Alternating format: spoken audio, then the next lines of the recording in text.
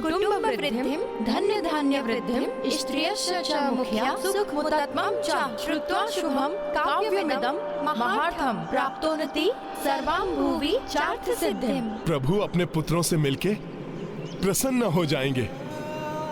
इतने वर्षों से प्रभु के मुखड़े को सदैव विषादग्रस्त ही देखा है मैंने। तो क्या मेरे प्रभु कभी मुस्कुराते भी नहीं हैं?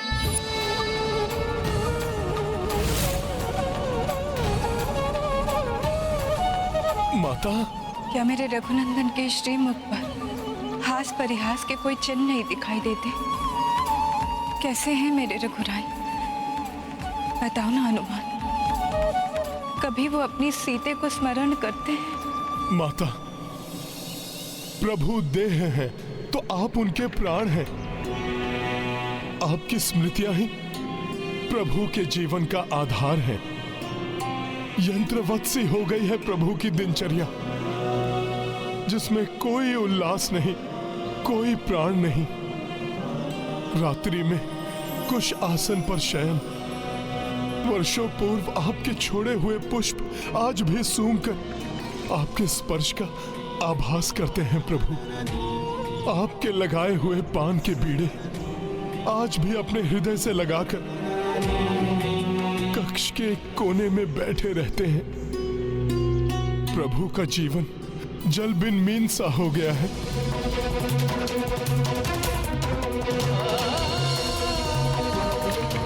ऐसा विछोह का दुख तो आपके लंका प्रवास के समय भी नहीं हुआ था माता। माता, और कब तक ये विछोह रहेगा? माता, अब तो लव कुश भी बड़े हो गए हैं। जय राम लखन संजानी, जय बोलो हनुमान की। तुम सत्य कह रहे हो हनुमान, मेरे पुत्र बड़े हो गए हैं। अब तो समय आ गया है श्री राम की कथा को जन कल्याण के लिए संसार के कोने कोने में पहुंचाने हो। तो ये दोनों आश्रम से बाहर निकले। माता, तो आप इसका शुभारंभ अयोध्या से ही कराइए। अयोध्या की गलियों में जब ये रामायण गान करेंगे तो माता, सबको आपकी अग्नि परीक्षा के बारे में ज्ञात होगा। प्रभु के आदर्शों और मर्यादाओं के बारे में जानेगी प्रजा। आप दोनों के महान त्याग को समझ पाएंगे सब। माता, फिर कोई अन्य आपके चरित्र पर उंगली नहीं उठा सकेगा। किंतु हनुमान, यदि मेरे स्वामी को ज्ञात हुआ कि... माता, इसीलिए तो मैं कह रहा हूं कि प्रभु भी वर्तमान के सत्य से अवगत हों। सोचिए, यदि राजसभा में इन्हें गायन का अवसर मिल गया तो प्रभु अपने पुत्रों को अवश्य ही पहचान लेंगे और मेरे प्रभु को उनका बिछड़ा हुआ परिवार वापस मिल जाएगा। उचित है हनुमान, किंतु इसके लिए तुम्हें मेरी दो बातें माननी होगी। माता, आदेश दीजिए। तुम स्वयं इन दोनों की पहचान कभी उजागर नहीं करोगे और निकलने से पूर्व तुम मेरे दो पुत्र को अष्ट सिद्धि और नवनिधियों के दान दोगे, जिससे कि ये सारे कार्य कुशलता से कर सके और कठिन से कठिन परिस्थिति में भी सफलता पा सके। माता, आप ही ने तो मुझे अष्ट सिद्धियां और नवनिधियां प्रदान की थी। लवकुश को भी आप स्वयं ये सब कुछ दे सकती हैं माता। हनुमान, तुम अनुपम भक्त हो, अतुलित बल के धाम हो। जब तुम इन दोनों को ये सब कुछ प्रदान करोगे तब तुम्हारी भक्ति और शक्ति का अंश इन दोनों को प्राप्त हो जाएगा। अवश्य माता, ऐसा ही होगा।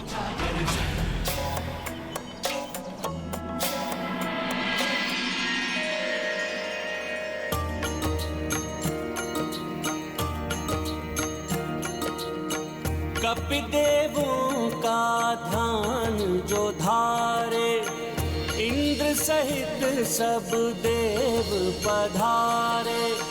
लव कुश अचरज मह पड़ जाई, कपि तब अष्ट सिद्धि प्रदाई। अनिमा महिमा एक सवा वत्सवा, तुम्हारा कल्याण हो पुत्र। प्राप्ति प्रकम्या, लव कुश दो तेज प्रदीप्ता। हर्षित ममता मई मां सीता। सिया राम जय हनुमान। हनुमत आभाने श्री लक्ष्मी, बन निमित्त नवनिधि प्रदाई। पंकज शंख मगर व चमेली, मणिनीलम इत्यादि भी देई।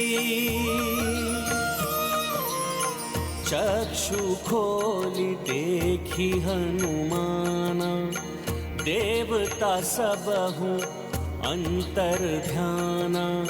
नभ सुमन वर्षा बरसाई, सीता लब कुश कोदि बधाई। सिया राम जय हनुमान। इस असीम कृपा के लिए आपको सत सत नमन कपीश्रेष्ठ। आप तो अनुपम है कपीश्रेष्ठ। अष्ट सिद्धि एवं नवनिधि के दाता है कपीश्रेष्ठ।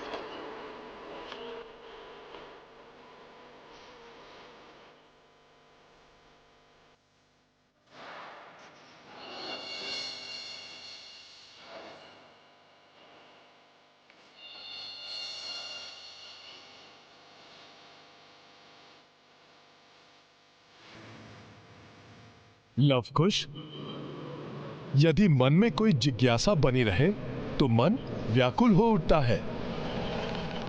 आपको कुछ पूछना है तो पूछ लो। आपने इतनी दुर्लभ सिद्धियां सहज ही हमें कैसे प्रदान कर दी? कौन है आप? क्या आपका हमारे साथ कोई संबंध जुड़ा है?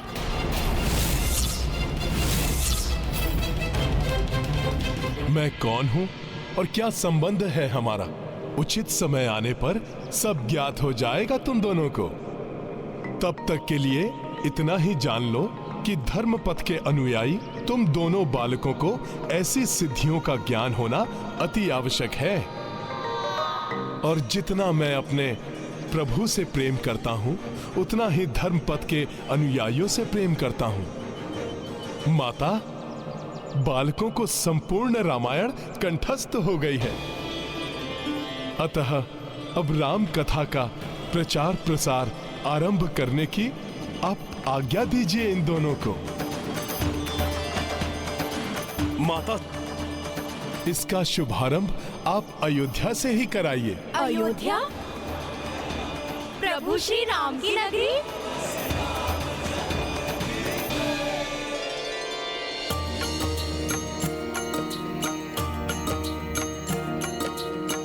नगर नगर भारत में जाते,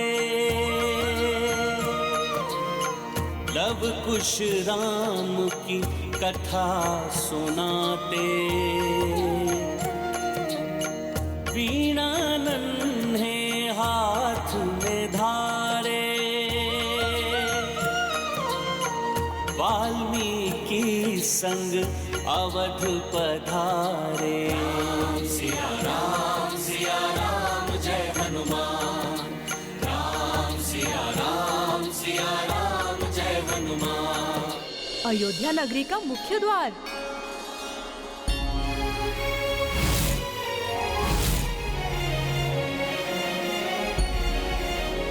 नमन है अयोध्या की पावन धरती को। जय सिया राम।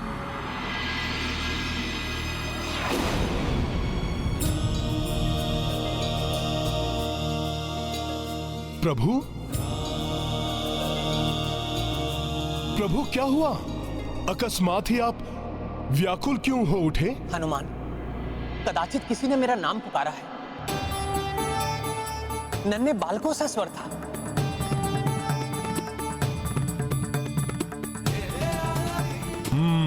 प्रभु का विषाद मिटाने के लिए, इनके चेहरे पर मुस्कान लाने के लिए प्रिय लवकुश के नन्हे पांव अयोध्या में प्रविष्ट हो चुके हैं।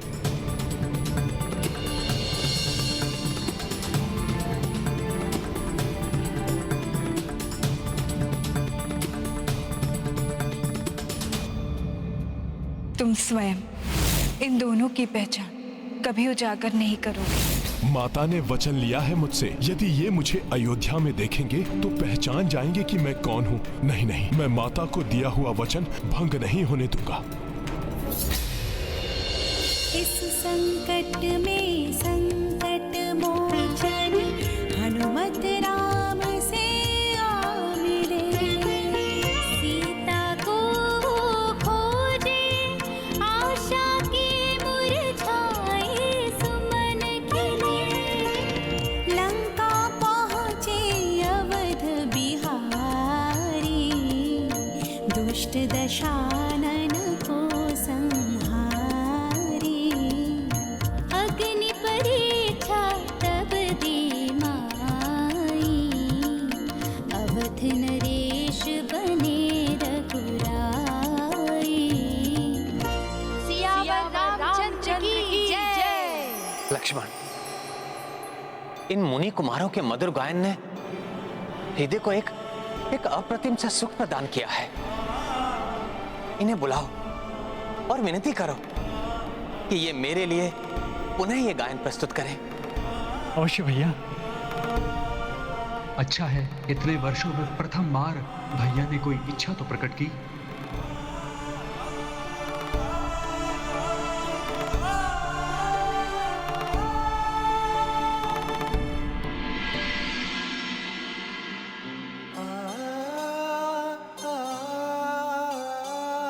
ये तो सुंदर नन्हे बालक, जितना इनके निकट जा रहा हूं उतनी ही आत्मीयता का आभास क्यों हो रहा है मुझे।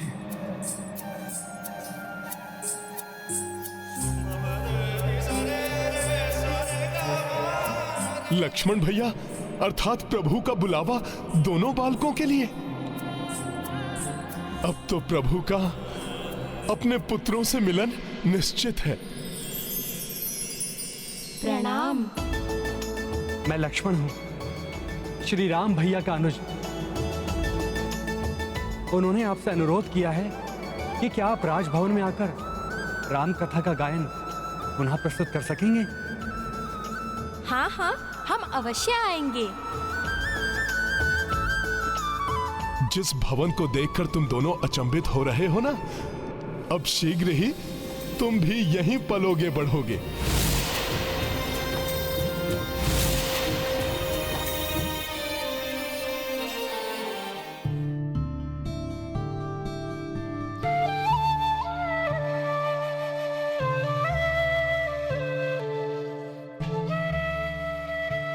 इन बालकों में ऐसा क्या है, ये जितने निकट आ रहे हैं मेरे हृदय का स्पंदन उतना ही बढ़ रहा है।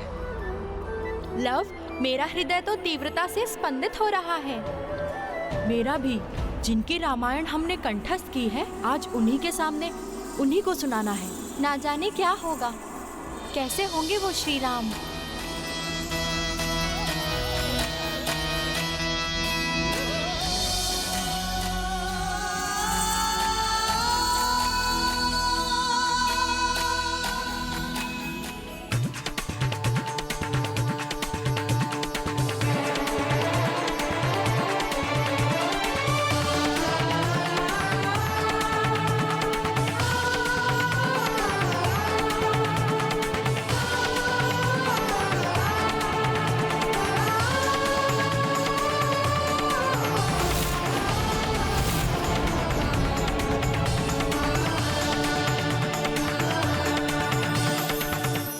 हमारा प्रणाम।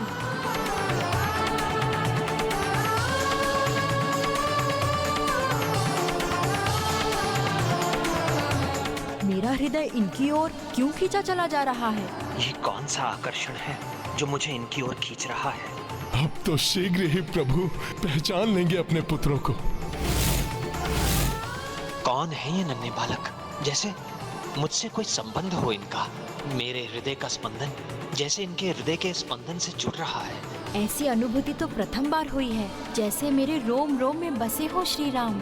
अब तो शीघ्र ही वो क्षण आ जाए जब प्रभु का मिलन हो अपने पुत्रों से। अपना मधुर गायन आरंभ करो मुनि कुमारों। जी महाराज।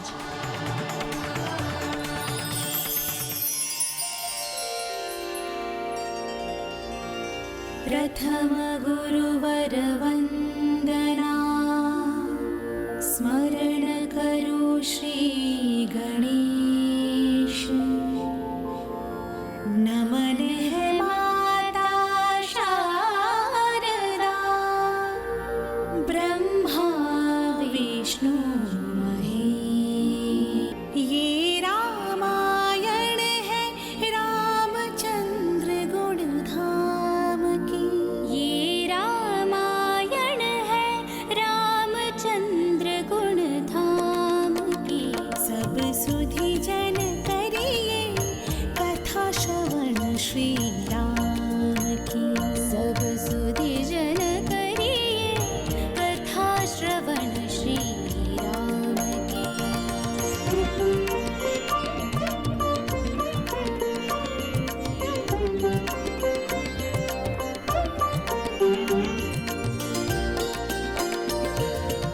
श्री रघुवंशी दशरथ नृप के 4 प्रतापी पुत्र हैं।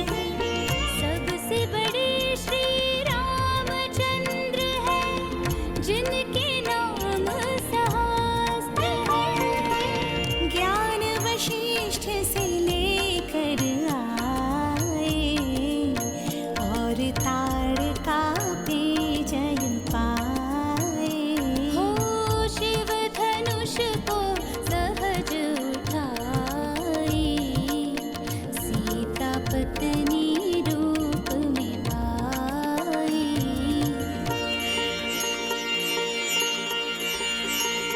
ये धर्म कथा है धर्म प्राण श्री राम की। ये धर्म कथा है धर्म प्राण श्री राम की। सब सुधि जन करिए कथा श्रवण श्री राम की। सब सुधि जन करिए कथा श्रवण श्री राम की।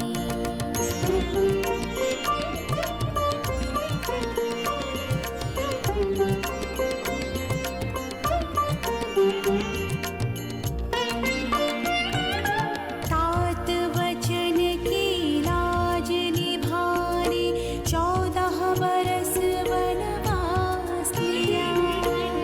पग पग क्षण क्षण सीता ने उस कठिन समय में साथ दिया।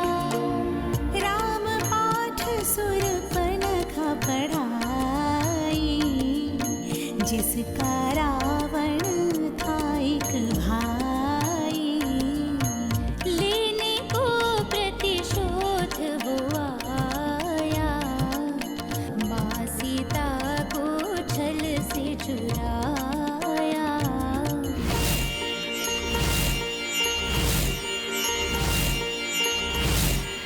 इन बालकों के मधुर गान ने मेरे राम की बाल्यावस्था को मेरे नेत्रों के समक्ष सजीव कर दिया।